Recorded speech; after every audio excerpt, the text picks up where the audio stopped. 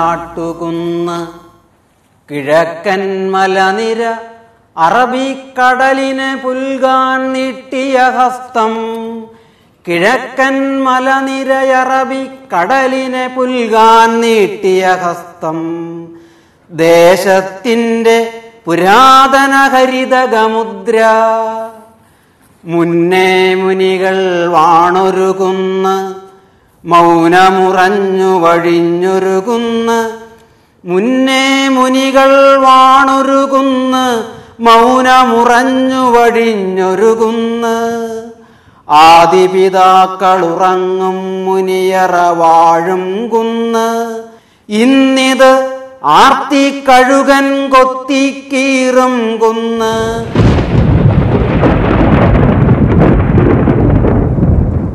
തൃശൂർ ജില്ലയിലെ വരന്തരപ്പള്ളി പഞ്ചായത്തിലെ മുനിയാട്ടുകുന്നിന് പാരിസ്ഥിതികവും ചരിത്രപരവുമായ പ്രാധാന്യം ഏറെയാണ്.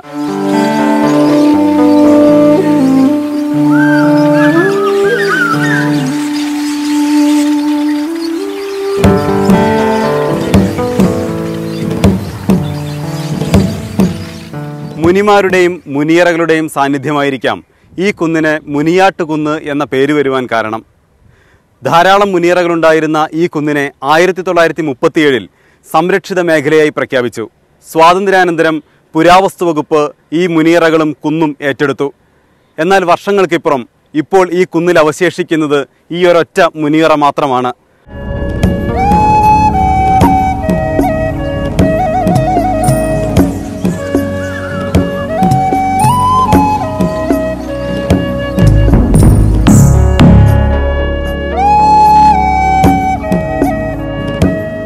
മഹാശിലായുഗ കാലഘട്ടത്തിലെ മനുഷ്യവാസത്തിന്റെ ശേഷിപ്പുകളാണ് മുനിയറകൾ. കൂറ്റൻ പാറക്കല്ലുകൾ ചേർത്തുവെച്ച് വാസയോഗ്യമായ ഇടമൊരുക്കുന്നതാണ് മുനിയറകൾ. മുനികൾ താമസിക്കുകയും തപസ് ചെയ്യുകയും ചെയ്തിരുന്ന ഇടമാണ് മുനിയറ എന്നും മുനികളെ അടക്കം ചെയ്തിരുന്ന ഇടങ്ങളാണ് ഇവ എന്നും വ്യാഖ്യാനമുണ്ട്. പുഴയുടെ അവിടെ ഒരു പാറ, വഞ്ചിപ്പാറ കൊണ്ടൊരു പാറയുണ്ട്. ആ പാറയിൽ, വഞ്ചിപ്പാറ എന്ന് പറയാൻ കാരണം അതിൽ വഞ്ചിയുടെ രൂപത്തിലൊരു കുഴിയുണ്ട്. കഥ എന്താണെന്ന് വെച്ചാൽ, അല്ലെങ്കിൽ സങ്കല്പം എന്താണെന്ന് വെച്ചാൽ, വളരെ പണ്ട് നൂറ്റാണ്ടുകൾക്ക് മുമ്പ് ആളുകൾ മരിച്ചാൽ മൃതദേഹം ആ വഞ്ചിപ്പാറയിൽ ആ വഞ്ചിയിൽ കിടത്തി കുളിപ്പിച്ചിട്ട് ഈ കുന്നിൻ്റെ മുകളിലേക്ക് കൊണ്ടുവരും. എന്നിട്ട് ഈ മുനിയറകൾ വന്നിട്ട് മുനിമടകൾ കൊണ്ടുവന്നിട്ട് സംസ്കരിച്ചിരുന്നു. 11 മുനിമട ഉണ്ടായിരുന്നു ഇവിടെ.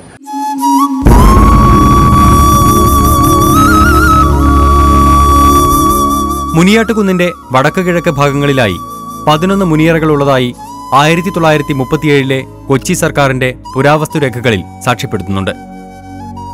സ്വാതന്ത്ര്യാനന്തരം സംസ്ഥാന രൂപീകരണത്തിന് ശേഷം സംരക്ഷണ ചുമതല സംസ്ഥാന പുരാവസ്തു വകുപ്പിന് രേഖാമൂലം കൈമാറി. പക്ഷേ ആരും സംരക്ഷണം ഏറ്റെടുത്തില്ല. സംരക്ഷിത സ്മാരക ബോർഡുകൾ സ്ഥാപിച്ചിട്ടുണ്ട് എന്ന് പുരാവസ്തു വകുപ്പ് പറയുമ്പോഴും ഒറ്റ ബോർഡ് പോലും ഇന്ന് ഇവിടെയില്ല.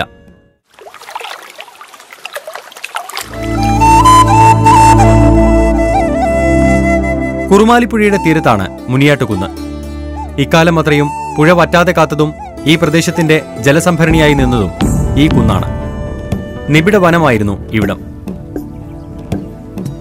ഇപ്പോൾ മുനിയാട്ടുകുന്ന് ഇവിടെ നിലനിൽക്കുന്നതുകൊണ്ടാണ് കിഴക്കൻ പർവ്വതത്തിൽ നിന്ന്, സഖ്യപർവ്വതത്തിൽ നിന്ന് ഉത്ഭവിച്ചു വരുന്ന കരുവന്നൂർ പുഴ, അതിനെയാണ് നമ്മൾ കുറുമാലിപ്പുഴ എന്ന് പറയുന്നത്. ഇവിടെ നമ്മളതിന് മുപ്പിളിയം പുഴ എന്ന് പറയുന്നത്. അപ്പോൾ മുപ്പിളിയം പുഴ മുനിയാട്ടുകുന്നിൻ്റെ വടക്ക് വശത്ത് കൂടെ ഒഴുകി മുത്തുകുന്നിൻ്റെ അപ്പുറത്ത് മുപ്പിളിയത്തിൻ്റെ പടിഞ്ഞാറ് വശത്ത് കൂടെ ഒഴുകാനുള്ള മുഖ്യമായ കാരണം പുഴയുടെ ഗതിയെ നിർണ്ണയിക്കുന്നതിൽ ഏറ്റവും വലിയ പങ്കുവച്ചത് ഈ മുനിയാട്ടുകുന്നും തൊട്ടപ്പുറത്തുള്ള വെള്ളാരംകുന്നും തൊട്ടപ്പുറത്തുള്ള മുത്തുകുന്നും ഒക്കെയാണ്. മാത്രമല്ല, ഈ പുഴയിലെ നീരൊഴുക്കിനെ ഇങ്ങനെ സജീവമാക്കി പണ്ട് കാലങ്ങളിൽ നേർത്തിരുന്ന് മുനിയാട്ടുകുന്ന് മഴക്കാലങ്ങളിൽ സംഭരിച്ചു വയ്ക്കുന്ന വെള്ളമാണ്.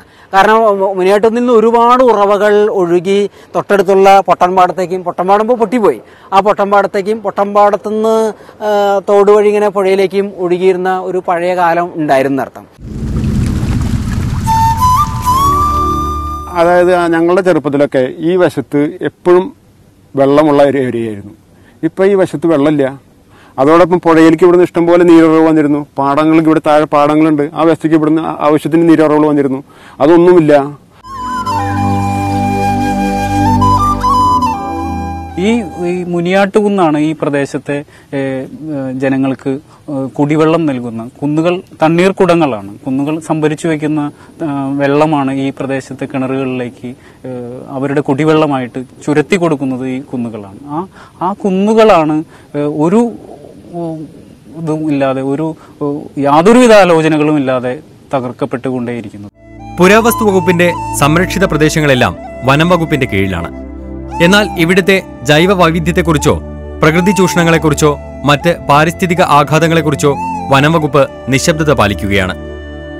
ഒറ്റ പാറമടയ്ക്ക് പോലും അനുമതിക്കായി അപേക്ഷ പോലും കിട്ടിയിട്ടില്ല എന്നാണ് വനം വകുപ്പിന്റെ വാദം.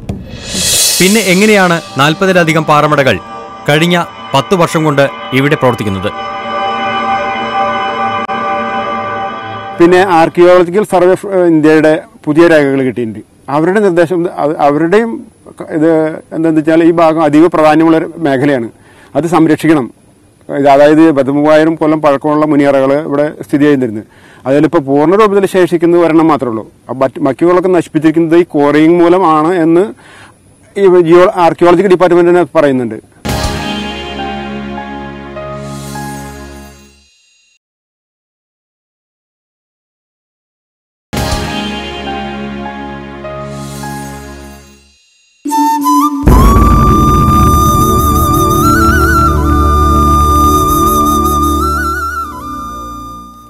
മുനിയാട്ടുകുന്ന് കിഴക്കൻ മലനിര മുന്നേ മുനികൾ വാണൊരുകുന്ന് ഇന്നിത് ആർത്തിക്കഴുകൻ കൊത്തിക്കീറും കുന്ന്.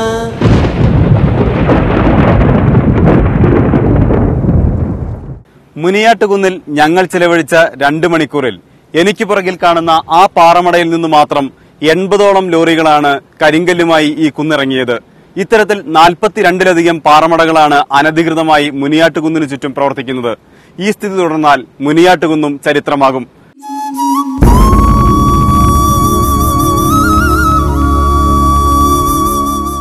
ഇക്കഴിഞ്ഞ പരിസ്ഥിതി ദിനത്തിൽ വൃക്ഷത്തൈകൾ നട്ട് മുനിയാട്ടുകുന്നിനെ സംരക്ഷിക്കുന്നതിനുള്ള പ്രതിരോധ സമരത്തിനെത്തിയ ശാസ്ത്ര സാഹിത്യ പരിഷത്ത് പ്രവർത്തകരും വിദ്യാർത്ഥികളും ഞങ്ങളുടെ ക്യാമറയും സാക്ഷ്യം വഹിച്ച കാഴ്ചകളാണ് ഇത്.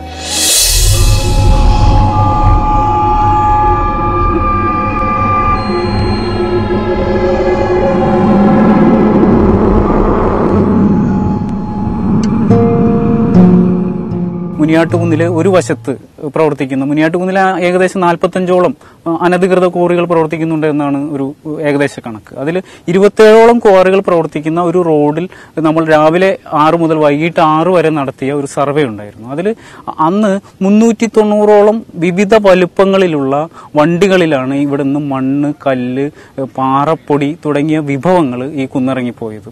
ഒറ്റ ദിവസം. അന്ന് ഈ പ്രദേശത്തെ ആളുകൾ പറയുന്നത് അന്ന് ഒരു ഓഫ് ഡേ ആണ്, ഏറ്റവും കുറവ് ക്വാറിങ് നടന്ന ദിവസം. പക്ഷെ അതുപോലും ഒരു ശരാശരിയായിട്ട് എടുക്കുകയാണെങ്കിൽ അന്നത്തെ ഈ പ്രൊഡക്റ്റുകളുടെ ഒരു വില വെച്ച് നോക്കുമ്പോൾ അത് ഏകദേശം 12 ലക്ഷത്തോളം രൂപ ഉള്ള പ്രൊഡക്റ്റുകളാണ് അന്ന് പോകുന്നത്.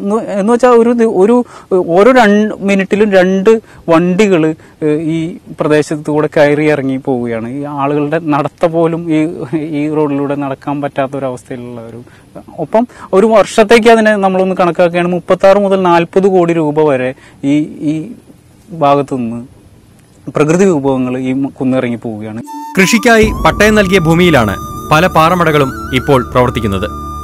സർക്കാരിന്റെ മുതല്, അതായത് പട്ടയം കിട്ടിയെന്നവർ പറയുന്നുണ്ടെങ്കിൽ തന്നെയും ആ പട്ടയത്തെ കൃത്യമായിട്ട് രേഖപ്പെടുത്തിയിട്ടുണ്ട്. ഈ ഭൂമി കൃഷി ചെയ്യാനും അതോടൊപ്പം കെട്ടിടം വെച്ച് താമസിക്കാൻ വേണ്ടി 15-ാം ചട്ടത്തിൽ 2ാം ഉപചട്ടമാണെന്ന് തോന്നുന്നു പട്ടയത്തിൽ കൊടുത്തിരിക്കുന്നത്. കൃഷി ചെയ്യാനും അതോടൊപ്പം കെട്ടിടം വെച്ച് താമസിക്കാനും വേണ്ടിയിട്ടാണ് അവർ നിർബന്ധിച്ച് കൊടുത്തിരിക്കുന്നത്. ആ ഭൂമി പട്ടയം കിട്ടിയെന്നുള്ള പേരിൽ അതോടൊപ്പം പട്ടയ ഭൂമിയിലെ മരങ്ങൾ ഒരിക്കലും മുറിച്ചു മാറ്റാൻ പാടില്ല. തേക്ക്, ഈട്ടി, അതുപോലെ കുറേയധികം മരങ്ങൾ പട്ടയം കൊടുക്കുമ്പോൾ ഭൂമിയിൽ അടയാളപ്പെടുത്തിയിട്ടുണ്ട്. അതൊക്കെ മുറിച്ചു മാറ്റിക്കൊണ്ട് 1, 2, 3 മീറ്റർ മണ്ണ് എടുത്ത് മാറ്റിക്കൊണ്ടാണ് ഇപ്പോൾ അവർ ചെയ്തുകൊണ്ടിരിക്കുന്നത്. പുരാവസ്തു വകുപ്പിനും റവന്യൂ വകുപ്പിനും പഞ്ചായത്തിനും തുടങ്ങി മുഴുവൻ മന്ത്രിമാർക്കും വരെ പരാതികൾ ഏറെ നൽകിയിട്ടും ഒരു നടപടിയും ഉണ്ടായിട്ടില്ല. ഇതിപ്പോൾ ജിയോളജിയിലും ഞങ്ങൾ പരാതി കൊടുത്തിരുന്നു, പഞ്ചായത്തിൽ കൊടുത്തിരുന്നു, വില്ലേജിൽ കൊടുത്തിരുന്നു. അപ്പം അങ്ങനെ വിവരാവകാശങ്ങൾ നമുക്ക് കിട്ടിയിട്ടുണ്ട്. പക്ഷേ ജിയോളജിയിലത്തെ ഒരു നിബന്ധനകളും ഇവർ പാലിക്കുന്നില്ല. കാരണം മണ്ണ് മാറ്റി ക്വാറി നടത്താൻ ജിയോളജിയിൽ ഒരിക്കലും പെർമിഷൻ ഇല്ല. അത് മണ്ണ് മാറ്റിക്കൊണ്ട് 2-3 മീറ്റർ മണ്ണ് മാറ്റിക്കൊണ്ടാണ് നടത്തുന്നത്. പുറത്തുള്ള പാറയ്ക്ക് മാത്രമേ ശരിക്കും അനുമതി കൊടുത്തിട്ടുള്ളൂ. അപ്പോൾ അതൊന്നും നടത്തുന്നില്ല. അവർ കാലാകാലങ്ങൾ വന്ന് പരിശോധിക്കുന്നുണ്ടെന്ന് അവർ പറയുന്നു. ഇത്രയ്ക്ക് തന്നെ ഉള്ളൂ. കാര്യങ്ങൾ ഉറപോലെ നടക്കുന്നുണ്ട്. മാഫിയ എന്നൊക്കെ കേട്ടുകേൾവി മാത്രമായിരുന്ന ഈ നാട്ടുകാർ ഇന്ന് പലതരം ഭീഷണികളെയാണ് നേരിടുന്നത്. ഇവിടുത്തെ തന്നെ ചിലരെ പണവും മറ്റു പ്രലോഭനങ്ങളും നൽകി കൂടെ കൂട്ടിയിരിക്കുകയാണ് ക്വാറി മാഫിയ. ഇപ്പോൾ ഈ കുന്നിലേക്ക് കാറ്റുകൊള്ളാൻ പോലും കയറാൻ അനുവാദമില്ല. അത്ര ശക്തമാണ് പാറമടക്കാരുടെ കാവൽ. ലോറികളുടെ ചീറിപ്പായൽ ഈ ഗ്രാമത്തിന്റെ സ്വൈരം കെടുത്തുന്നു. പ്രതിരോധങ്ങളും പ്രതിഷേധങ്ങളും ശക്തമായതോടെ അവസാന പാറക്കല്ലും സ്വന്തമാക്കാനുള്ള നെട്ടോട്ടത്തിലാണ് ക്വാറി മാഫിയ. അത്യാധുനിക മിഷനറികൾ കൊണ്ടുവന്ന് 4 ഭാഗത്തു നിന്നും ഈ മലയെ നിർദാക്ഷിണ്യം തകർക്കുകയാണ്. കെട്ടിടങ്ങൾ പണിയുന്നത് എന്തിനു വേണ്ടിയാണ്, ആർക്കു വേണ്ടിയാണ് എന്നുള്ളത് പരിശോധിക്കേണ്ടിയിരിക്കുന്നു. അതിൽ ഇപ്പോൾ കേരളത്തിലെ സെൻസസ് പറയുന്നത് 2011 സെൻസസ് പറയുന്നത് 12 ലക്ഷത്തോളം വീടുകൾ കേരളത്തിൽ ഒഴിഞ്ഞു കിടക്കുന്നു എന്നാണ്. ഒഴിഞ്ഞു കിടക്കുന്ന ആരും താമസിക്കാത്ത കെട്ടിടങ്ങൾ കെട്ടിപ്പൊക്കുന്നതിന് വേണ്ടിയിട്ടാണ് ഇന്ന് ഈ പ്രകൃതി വിഭവങ്ങൾ, അത് മുനിയാട്ടുകുന്നിലെ കല്ലായാലും പുഴയിലെ മണലായാലും വയലുകളിലെ മണ്ണായാലും ഒക്കെ ഇല്ലാതായിക്കൊണ്ടിരിക്കുന്നത് ഈ ഇത്തരത്തിലുള്ള കെട്ടിടങ്ങൾ കെട്ടിപ്പൊക്കുന്നതിന് വേണ്ടിയിട്ടാണ്. മുനിയാട്ടുകുന്നിന്റെ പാരിസ്ഥിതിക സാമൂഹിക ചരിത്ര പ്രാധാന്യം അറിയാഞ്ഞിട്ടല്ല, എല്ലാം അറിഞ്ഞിട്ടും കണ്ടിട്ടും കണ്ടില്ലെന്ന് നടിക്കുകയാണ് അധികാരികൾ.